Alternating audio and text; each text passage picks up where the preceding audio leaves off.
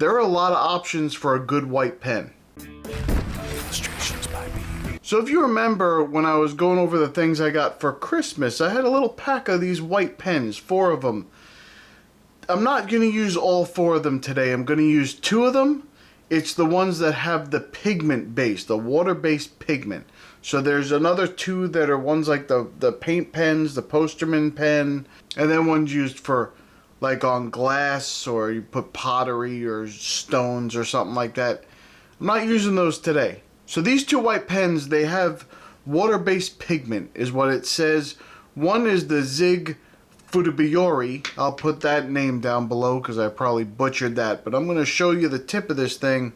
So it's like a felt tip. It works very well though. It's thick, it's spongy. It's like a little sponge tip. It's more like a sponge than it is felt. The other is the ZIG brush pen white. It's an ultra fine tip. So this is a brush pen too, but as you can see, it's a very, very fine tip pen, and it actually, the fibers, they're individual bristles on the tip of that pen, so very flexible, and you can get a wide variety of lines with that. So let's see if I can do something that's worthy of using these pens and not destroying the name ZIG. I don't want to cause any harm to the company.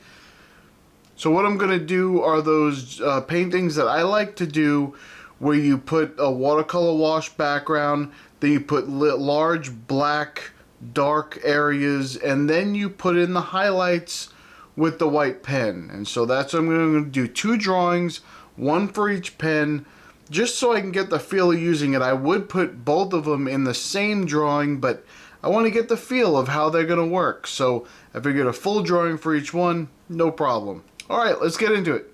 Okay, so I realized that Posterman pen, it is water-based pigment ink. I didn't know that. I thought it was acrylic ink. That's what I thought it was, but it's not. So there's only 1 paint pen, and then there's another one, but it had a much broader tip, and I probably would not have used it on this painting anyway, or in this drawing anyway. It's more like to put on wood or something like that, or you do it on ceramics or something like that. That's really what it's for.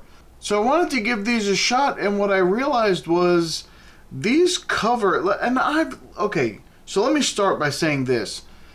I've used a lot of white pens before, and I used like the Jelly Roll pen, and I've used the Uniball Signo, I've used the Faber-Castell pen, I've used the Derwent graphic markers, I've used the Posca pens, I've used many different white inks from like Dr. P.H. Martin's Bombay India inks. Here's what I found out. Some white inks work well. Some you put on and they're very opaque and they stay. Some you put on, the color fades immediately. You don't see it anymore. You have to go over it 100 times. Kind of like with gouache. When you put gouache over something very dark, sometimes you have to go over it a couple of times for that to really become opaque and thick. Otherwise, if it's already mixed with water, usually it becomes a little bit more transparent as it dries. So you just have to be a little careful. You could put the gouache on very concentrated and not diluted, then it would be fine. But if you dilute it even a little bit, sometimes you have to go over it a couple times. All these paint pens, well no, the paint pens are pretty good. They cover pretty well the acrylic white paint. That's what that is. So that covers pretty well. But a lot of these pigment-based pens, the whites do not cover very well. This one, it did pretty good. My voice did not just crack. You don't know what you're talking about. I'm not going through puberty right now. You don't know what you're listening to. So they both of these pens had moments when they did really well and were very opaque and very bright white. And then they had moments when they faded a little bit, and it was probably because the tip was drying out a little bit, or I was going too long and didn't let it replenish itself properly.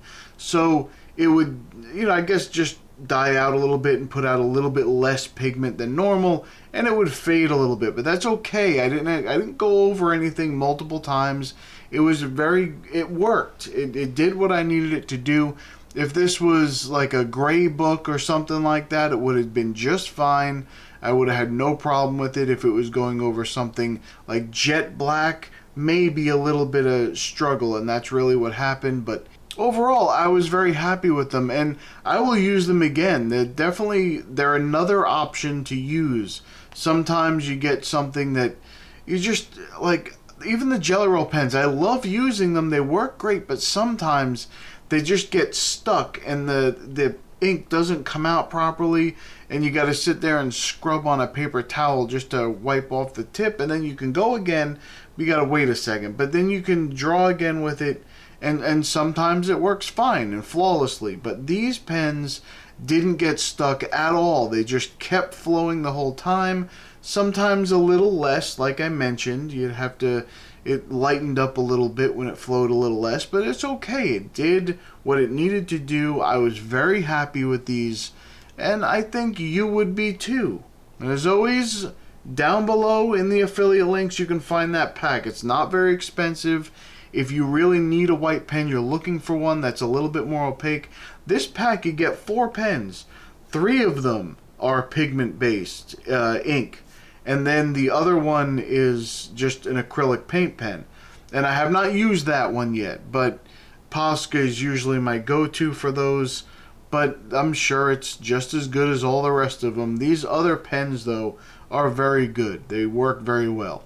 Alright, so let's have a conversation where I complain a little bit, because I haven't done that since like the last video. So here's what I think people need to stop getting mad at art, like types of art. I think I've mentioned this before, but I just want to talk about it again because it just came to mind, and not everyone has seen every video. Many of you have, but not everyone has.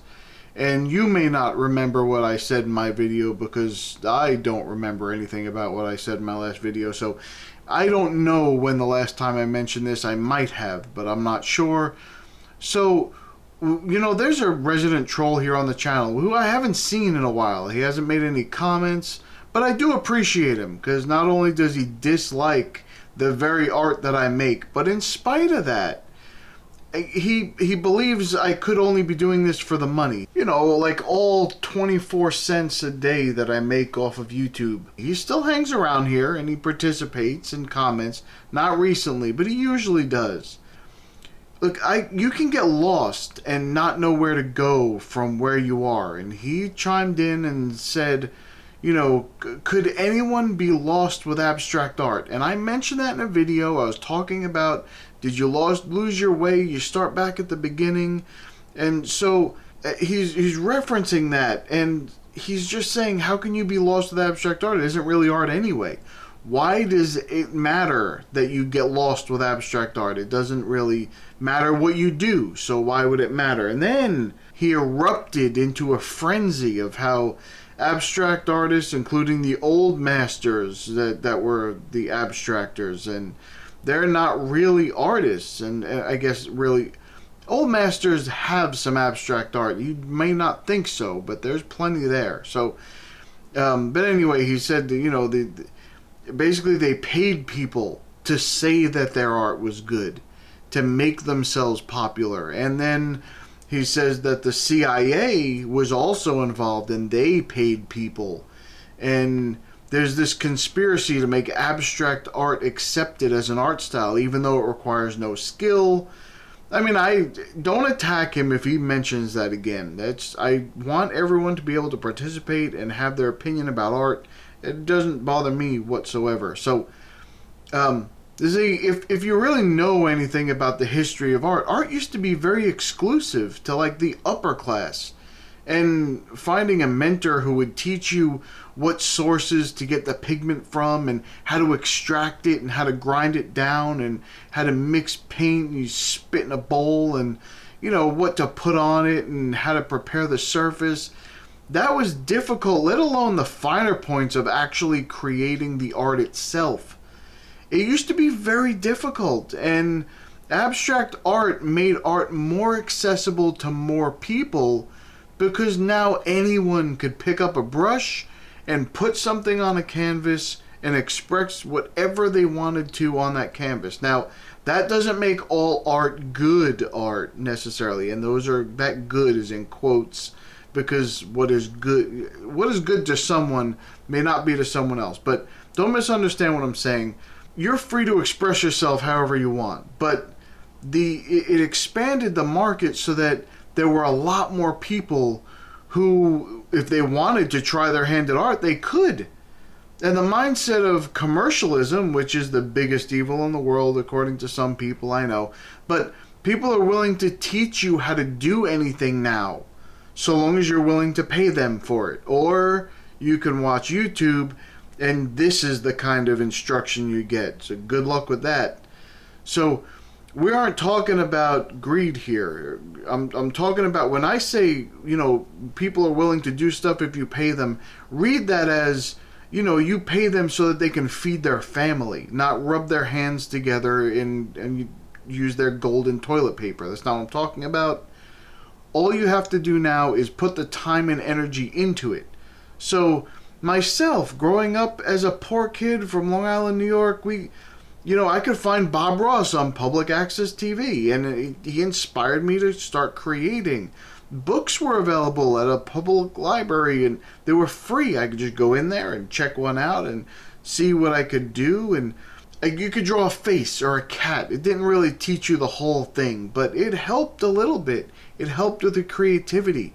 If you get pencils, they're relatively inexpensive. There's budget-friendly art supplies that are pretty good, that you can handle. You can get your hands on them, and most people can afford them.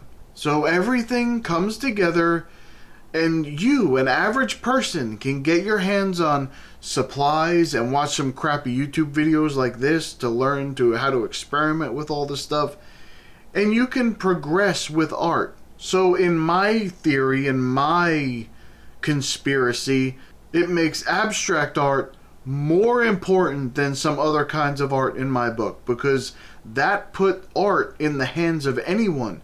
You can start to develop something slowly, and then as you enjoy it, develop little areas, as long as you're following, basic rules. And I'm not talking about following rules of composition to the T, to the letter, but you can basically tell if something's aesthetically pleasing or not. So you're following rules of composition and values and different things like that, contrast, and you can do that with abstract art and not really know how to draw anything, not know how to draw a house or a boat or anything like that. Just put some stuff on a page and make it look interesting. Now, there are a lot of different types of abstract art that I do not like. That doesn't mean they aren't art, it just means that they're not my cup of tea. But I don't get mad at them. I don't know. It must be exhausting to walk around so uptight because everything offends you or everything makes you mad. That's not real art.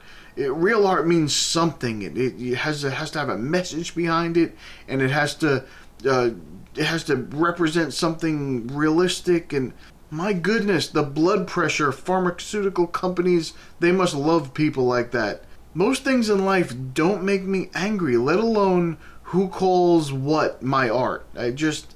If they're like, oh, this isn't real art, that's fine. You just move on. My opinion counts. Your opinion counts. Just calm down. Put down the double espresso. We love you all too. But people like to shout and they like to yell. It's okay. You matter to us. Don't worry. You don't have to yell and shout to be heard. That's not what I'm doing right now. You have no idea what you're listening to. Just ignore everything I'm saying.